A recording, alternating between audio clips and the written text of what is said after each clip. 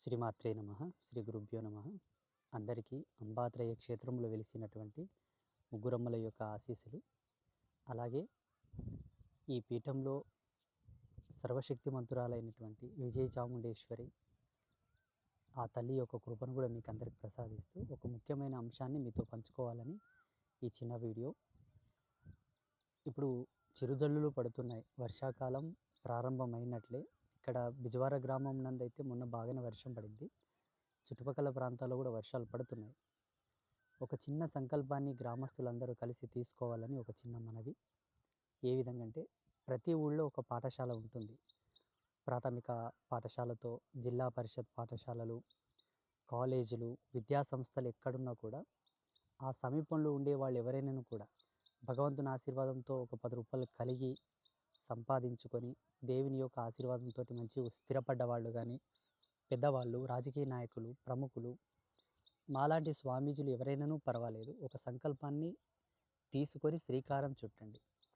కేవలం విద్యా సంస్థల్లో మాత్రమే, పాఠశాలల్లో, అలాగే కాలేజీలలో, హాస్టల్స్లో, ఎక్కడైనా అందరూ సమిష్టిగా కలిసి ముఖ్యమైనటువంటివి, మనకు వృక్షశాస్త్రంలో ఋషులు కొన్ని చెట్ల గురించి మెన్షన్ చేశారు. అటువంటి చెట్లను కొన్నింటిని సేకరించి, లేదా మీకు తెలియకపోతే ఎవరైనా ఒక మంచి సిద్ధాంతిని, ఒక బ్రాహ్మణుని, ఒక వాస్తు పండితుని కలవండి, కొన్ని చెట్లు రాయించుకోండి. ఆ చెట్లను నర్సరీ దగ్గరికి వెళ్ళి తీసుకొని వచ్చి ప్రతి పాఠశాలలో మంచిగా చెట్లు నాటండి.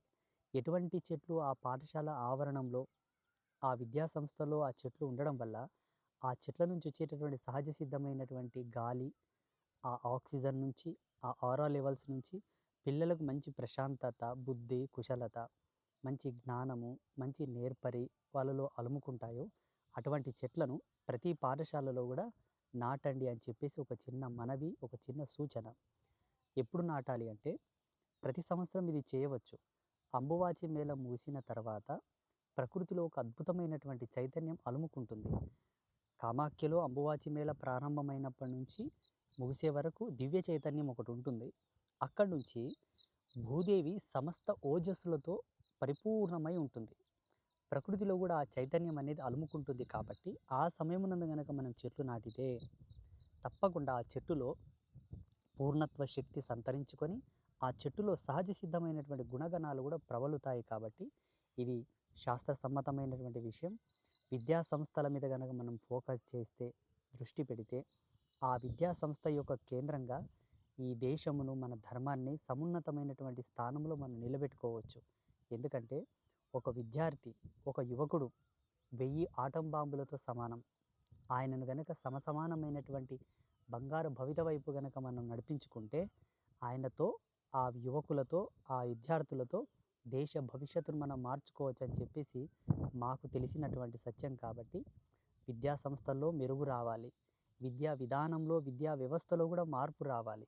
దేశాన్ని, ధర్మాన్ని, సంస్కృతిని, సాంప్రదాయాలను గౌరవించేటటువంటి మౌలిక విద్యా వ్యవస్థ మన ప్రాథమిక పాఠశాలలతో మొదలుకొని యూనివర్సిటీస్, విశ్వవిద్యాలయాల వరకు కూడా రావాలని చెప్పి మా యొక్క సంకల్పం.